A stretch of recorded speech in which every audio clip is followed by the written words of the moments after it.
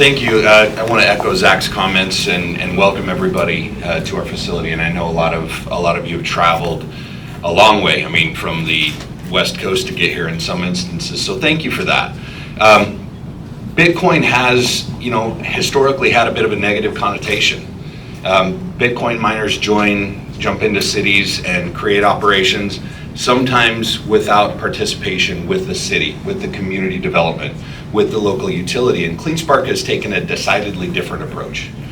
Rather than some of our competitors that have had issues where the communities are actually rejecting their business, we create valuable partnerships with the communities in which we operate, whether that's with Partnership Gwinnett or directly with the city of Norcross, or in some of our other locations in the state of Georgia with the local communities that serve as our energy supplier.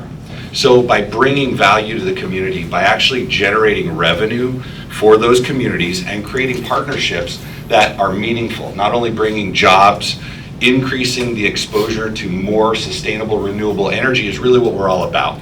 When Zach and I started this back a decade ago, we were actually building energy systems for military bases to ensure that in the event of a disruption of power, the lights stayed on. And that kind of evolved into selling solutions and designing and engineering and providing software solutions for companies that were looking to maximize the value of energy.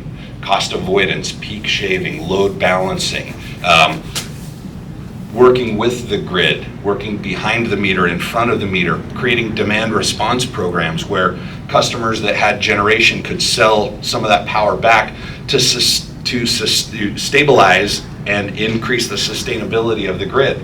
So to pull all that together and now deploy it in what kind of has a bad rap as a dirty industry, we're excited to show that it can be done the right way. It can improve the quality of the grid.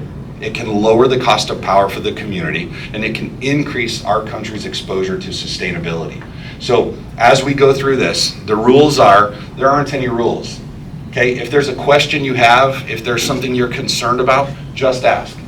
Now, the last thing I want to say before we break up and go on a tour, this, as Zach said, we'll be happy to show you some pictures. It was a little bit of a disaster when we walked in here. It was pretty ominous. And we have an amazing team of people that have worked with us to pull this together.